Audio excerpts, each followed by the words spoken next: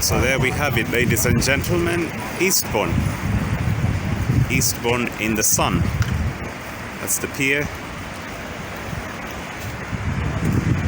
And a bit of sun. And there's people walking all over the place. I'm going to be joining them. Walking along the seafront.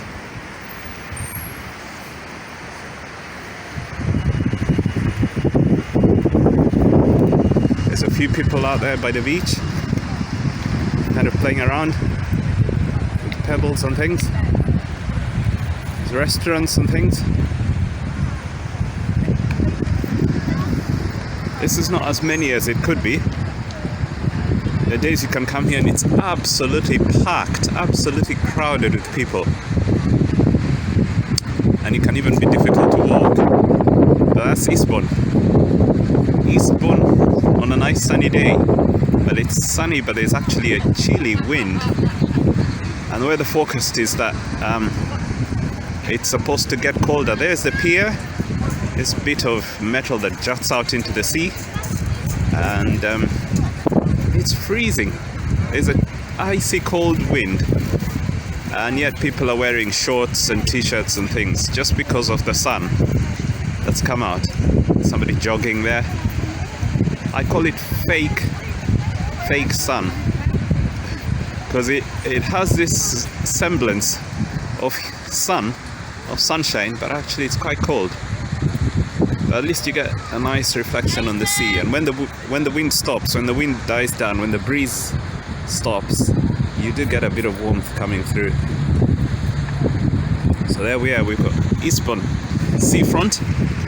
I'll walk up, walk down,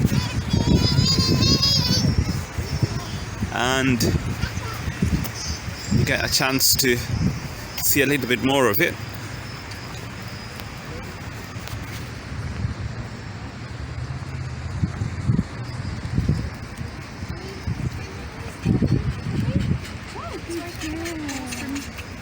Some exposure, it's all right. Just walked past people having fish and chips. It's one of those delicacies that people have down here. They like to have by the seaside is fish and chips. It's a very English traditional thing. We might go past a few of them. So there are some of the hotels that you've got along the seafront, and you've got the beach, the pebbles. And in front of us, you can just about make out is what's called a bandstand. They have like concerts and things that they hold there from time to time. You can actually go there and get a group of musicians together and just start playing. There's nothing to stop you. And there's a sitting area around the bandstand. Hopefully you'll be able to see it today. That you can go and just stand up and do a little bit of a presentation if you want. There's a few people walking around. Not as many. Yesterday when I came out there was a lot more. But today there are some, but probably not as many. Got the ice cream shop. There's quite a few of these along the seafront. I might be having an ice cream a bit later. I don't know. See how tempted I am. But I'm gonna try and walk all the way to the cliffs. So if you carry on walking along this road, anyway, along this path, road, it'll bring you all the way to these white chalk cliffs. For those of you who might have heard of the chalky cliffs of Dover, Dover is a very famous port, English port, from which you can get a ferry going to France. They're sort of similar, white chalky cliffs that form part of the Seven Sisters. Anyhow, so this is the bandstand. Maybe I might walk up to the top and then you can have a look from the top what it looks like. See if they'll let me do that. So at the moment it's shut.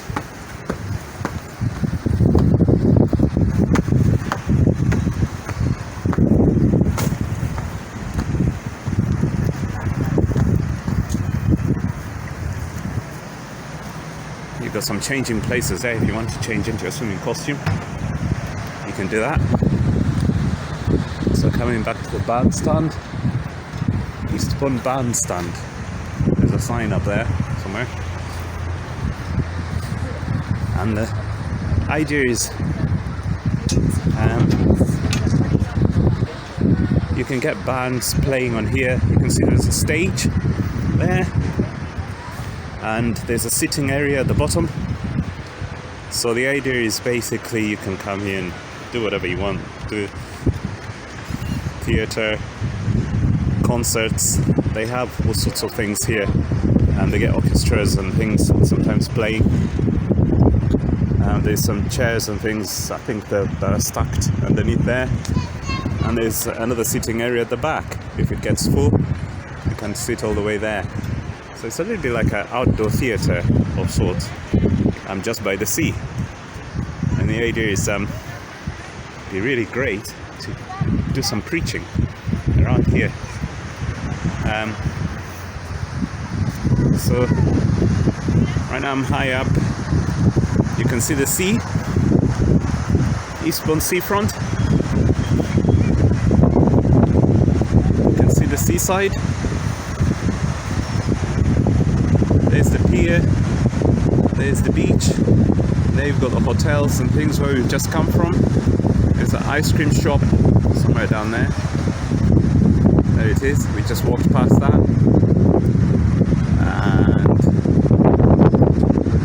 And there, that's the ice cream shop. And yeah, we stay sort of somewhere there, somewhere behind there. And you've got the beach. It's nice. It's chilly. And behind, up there, is what's called a wish tower. It's a funny name, wish tower. Presumably back then you could go and make your wish or something. But behind that, you might just be able to see some hills in the distance. So there's like a merry-go-round thing. That's only recently been erected, probably in the last week or so. I haven't seen that before. Sometimes they get like circuses and various entertainment companies come and put things up so that people can be entertained. But behind that, you can just about see some hills. Those hills are what's called the Sussex Downs. So Eastbourne is in an area of England called East Sussex. And it's one of the big East Sussex towns. East Sussex is like you could say maybe like here they call it a county. It's like a province. If the equivalent in Kenya would be like a province. Eastbourne is one of many. There are many. You've got counties like London, Manchester, Yorkshire, Lancashire. So East Sussex is one of those, and East Sussex is famous for having these hills that are called the Sussex Downs. And the hills are actually made of chalk. There's a large amount of chalk there, and because of that you get cliffs.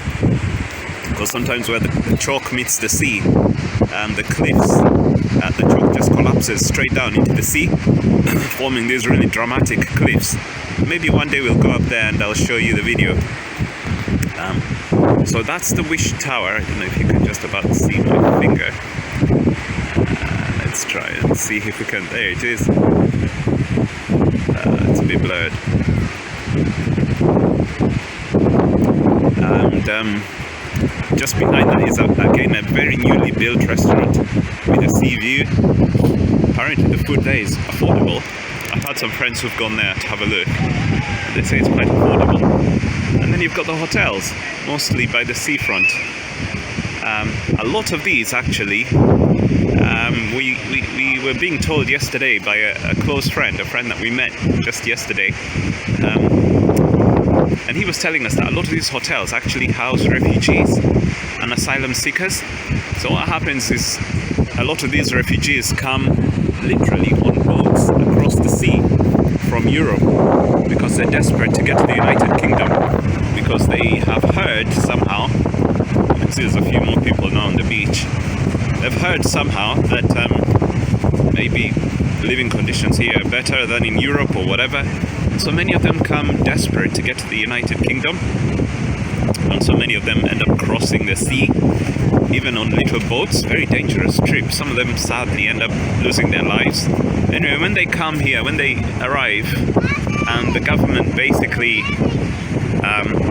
you could say maybe arrests them or sort of stops them at the entrance, at the port where they come in, and then they are put into hotels while they apply for asylum to stay in the country.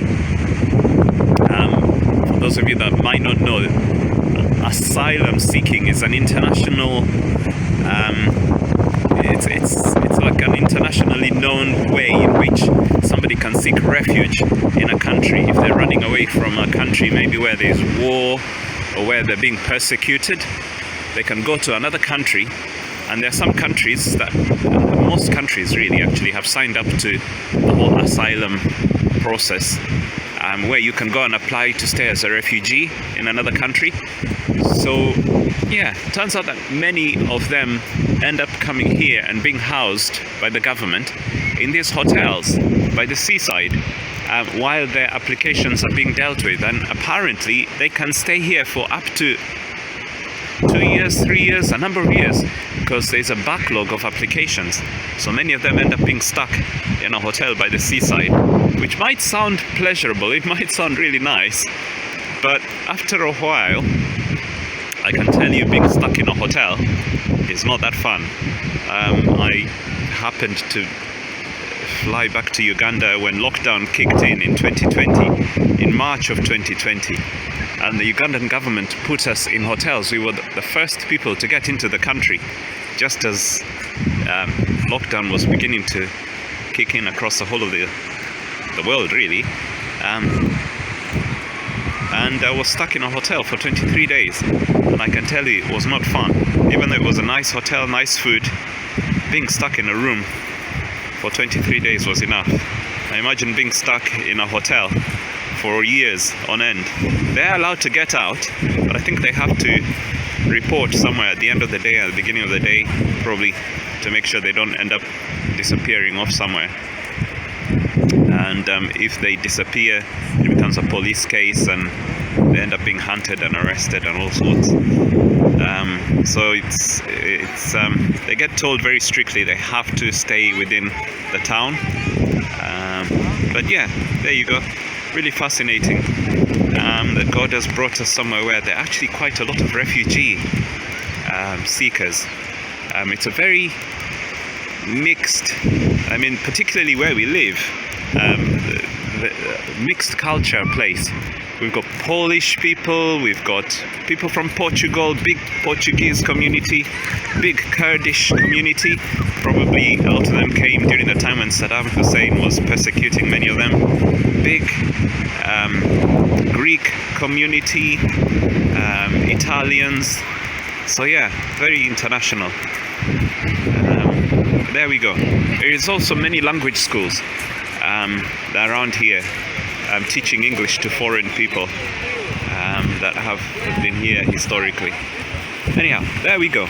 That's Eastbourne in the sun. I thought I'd do a short video just to show you what this place can look like when the sun actually comes out. It's lovely coming out here in the sunset or in the sunrise, particularly when the sun is rising early in the morning. There aren't that many people, and it can be very peaceful, very calm.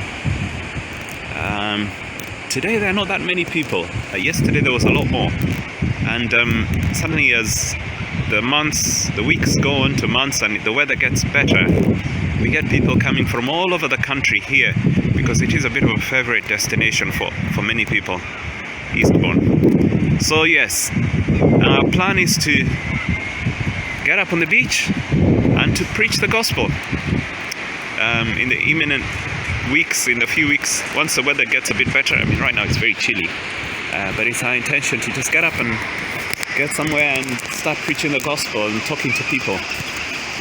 So pray for us. That's going to be quite exciting.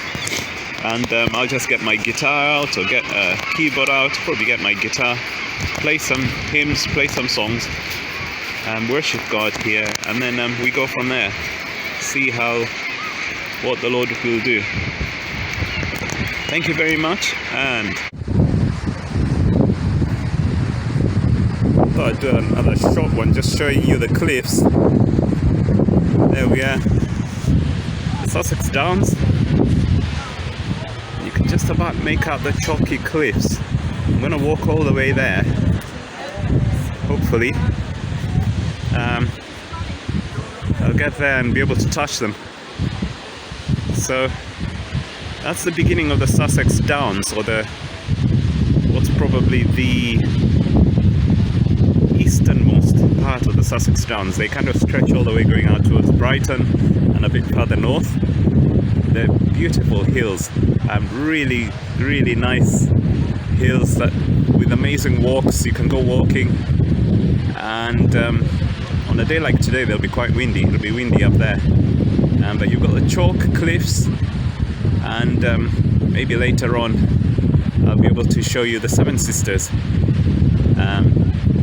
which are one of those national kind of spots, national areas of beauty the whole of England is renowned for, or they're renowned across the whole country. But there we are, the chalky cliffs of the South Downs. Gonna try and walk all the way down there and then walk back. Beautiful day, not a cloud, but chilly. It's an absolutely cold breeze. Is quite energizing. Cliffs. This is just the starting of them. Just to there. I mean, that's not even the end of them. Basically, they go on and on and on. You can walk along the cliffs on the top edge of them for miles, really. For I would say, if you were to walk from here right to the end, it would probably take you half a day, maybe 4 or 5 hours. But this is the start of them, the easternmost part of the chalky cliffs, what are called the Sussex Downs. And you can see it's complete chalk, and because of that the water around here is very hard, full of calcium. Those of you that remember your A-level or O-level chemistry, I can't remember which one it was. Chalk is basically calciferous, or calcium stone, basically calcium material, white. That's why it's got that calcium color. And the water here is very hard.